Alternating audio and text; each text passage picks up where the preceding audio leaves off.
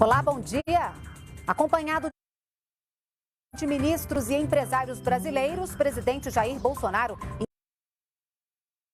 encerra viagem ao Oriente Médio em encontro com o governante do Catar. Investimentos estrangeiros.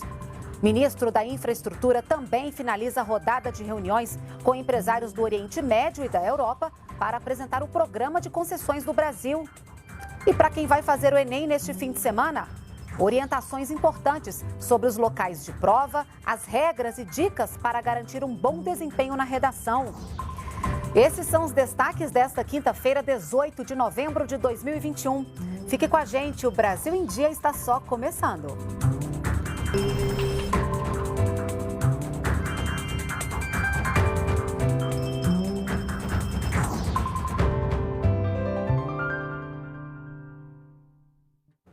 8 horas da manhã, estamos ao vivo pela TV Brasil e redes sociais.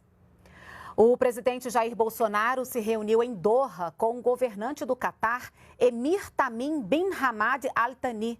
Esta foi a última etapa da viagem por países do Oriente Médio. O presidente estava acompanhado de ministros e empresários brasileiros.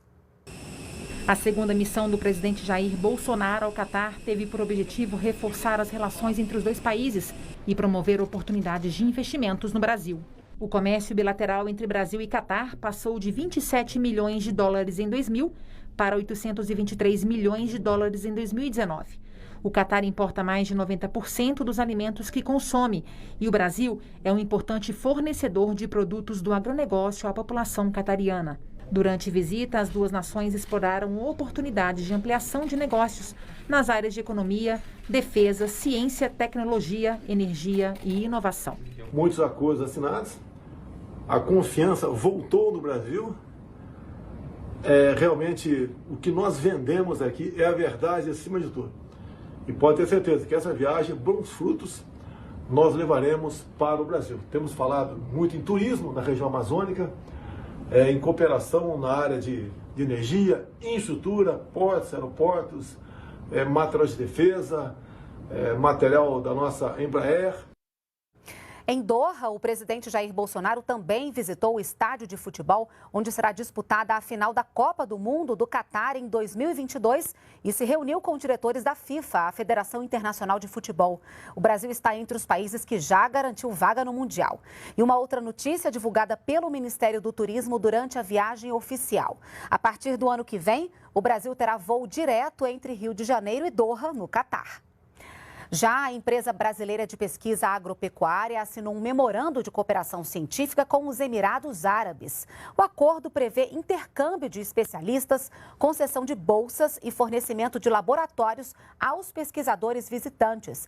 Serão compartilhados estudos sobre cultivo de hortaliças sem solo, produção de frutas sob condições salinas e controle biológico de pragas. O ministro da Infraestrutura encerrou a rodada de encontros com investidores do Oriente Médio e da Europa. Nas reuniões, Tarcísio de Freitas apresentou as oportunidades nos setores da logística brasileira, que fazem parte do programa de concessões, entre eles rodovias, aeroportos, ferrovias e portos.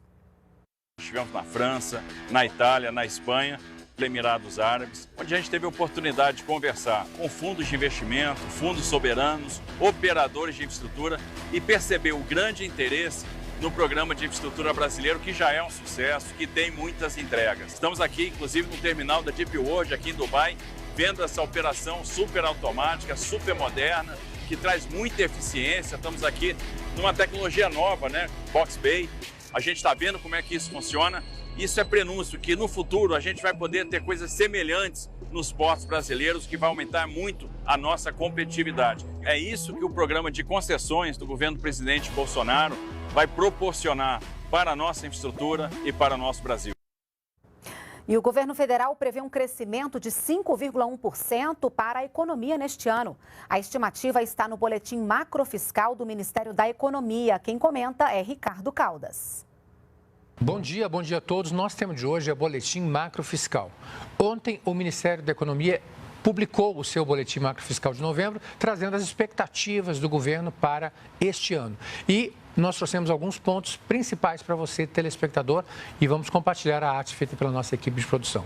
O ponto central dela é a previsão de crescimento do PIB, que estava em torno de 5,3% e agora foi reduzida para 5,1% para este ano.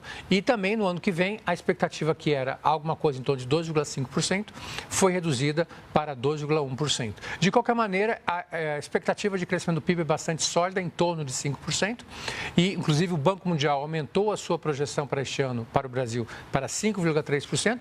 Isso se deve, entre outros motivos, à abundância de crédito que esteve à disposição das famílias em função da pandemia pelo governo, disponibilizado pelos seus bancos oficiais, e também pela grande geração de empregos que nós tivemos esse ano. Lembrando que já foram gerados 2,5 milhões de empregos e a expectativa é que se chegue a alguma coisa em torno de 3 milhões até o final do ano. Apenas em setembro foram gerados mais de 300 mil postos de trabalho. E se mantido esse ritmo, então, não será difícil alcançar essa meta. Já na área de inflação, nós temos expectativas que também não são tão positivas. Então, a previsão do governo inicial, que era alguma coisa em torno de 7,9%, agora já está em algo em torno de 9,7% para 2021. Para o ano que vem, a previsão, que era algo em torno de 3,7%, já está em algo em torno de 4,7%. Quais as razões disso? Aumento do preço das commodities em geral, tais como alimentos, mesmo petróleo, cujo barril de petróleo passou de $55 para algo em torno de $80 o barril, e também os aumentos que nós tivemos, repercutindo esses aumentos externos no preço dos combustíveis, como gasolina, também diesel, e também nós tivemos uma série de majorações na área de eletricidade, que acabaram por impactar o nosso índice de preços ao consumidor. Essa é a informação que nós tínhamos para você hoje. Continue conosco e tenha um ótimo dia. O Ministério da Saúde reajustou o valor de procedimentos realizados em hospitais particulares conveniados ao Sistema Único de Saúde. O reajuste incide sobre a biópsia de câncer de próstata, prioridade do governo durante o Novembro Azul, campanha mundial que promove a saúde integral do homem. Cuidar da saúde também é coisa de homem. A frase é a contribuição deste ano do governo brasileiro para a campanha mundial Novembro Azul. A campanha internacional conscientiza sobre a necessidade da prevenção e de cuidados em geral por parte da população masculina. O Ministério da Saúde prioriza o combate ao câncer de próstata. Segundo o Instituto Nacional do Câncer, foram previstos mais de 65 mil novos casos somente para este ano. Cada hora perdemos 2 homens por câncer de próstata. Um câncer que pode ser tratável, que é curável. Quando diagnosticados em fases iniciais, este tumor é curável. Em fases adiantadas, os objetivos são outros. Para reforçar o movimento em prol de exames e consultas e facilitar o tratamento da doença, o governo federal decidiu reajustar os valores de alguns serviços prestados pelos hospitais conveniados ao SUS. O Ministério da Saúde pagava R$ 92 pelo exame de biópsia de câncer de próstata e, a partir de agora, os laboratórios vão receber R$ 202. Temos trabalhado para incluir novas tecnologias que são importantes, seja para o diagnóstico, seja para o tratamento, com medicações quimioterápicas. Agora, esse esforço, parece um esforço pequeno, né? Mas nós mais do que dobramos o valor do exame da biópsia de próstata. Isso é uma ação fundamental. O pagamento do Auxílio Brasil, o novo programa social do governo federal, começou nesta semana. E em entrevista ao programa de rádio A Voz do Brasil, o ministro da Cidadania, João Roma, explicou quem vai receber o benefício e como vai funcionar o pagamento. O Auxílio Brasil é o novo programa permanente de transferência de renda do governo federal que interliga políticas públicas, portanto ele chega fortalecido. Não é necessário fazer novo cadastro. Todos os beneficiários do Bolsa Família já estão sendo contemplados com o Auxílio Brasil. Além disso, nós ainda vamos buscar zerar a fila. Todos aqueles, portanto, que são do Cadastro Único, que já estão credenciados para acesso ao programa, eles também serão incorporados ao Auxílio Brasil. Portanto, já em dezembro, deveremos estender esse pagamento para mais de 17 milhões de beneficiados. O primeiro dia do Exame Nacional do Ensino Médio será neste domingo, 21 de novembro. Os locais de prova estão disponíveis na página do participante. Mais de 3 milhões de estudantes se inscreveram para fazer as provas impressas e quase 69 mil para o modelo digital do Enem. Para o exame impresso, os jovens com 17 anos são a maioria dos inscritos. Já no digital, pessoas de 21 a 30 anos. Nas duas modalidades, as mulheres se inscreveram mais que os homens. E o Enem impresso e digital será realizado na mesma data, dias 21 e 28 de novembro. Para saber o local da realização da prova, acesse o site enem.inep.gov.br. É só clicar no cartão de confirmação e fornecer os dados do candidato. Nos dias do exame, a recomendação é chegar com antecedência e nada de esquecer os documentos pessoais. Levar a caneta esferográfica preta de material transparente e manter a proteção contra a Covid, usando máscaras e higienizando as mãos. Os gabaritos serão divulgados até o terceiro dia útil após as últimas provas, ou seja, depois do dia 28 de novembro, no site portal.inep.gov.br. E já neste primeiro domingo de prova tem a redação do Enem. Para muitos candidatos, o desafio é garantir um bom desempenho. A redação será no primeiro dia do exame, junto com a prova de linguagens, código e ciências humanas. Todas devem ser feitas em no máximo 5 horas e 30 minutos. Participantes do Enem Digital também fazem a redação em formato impresso.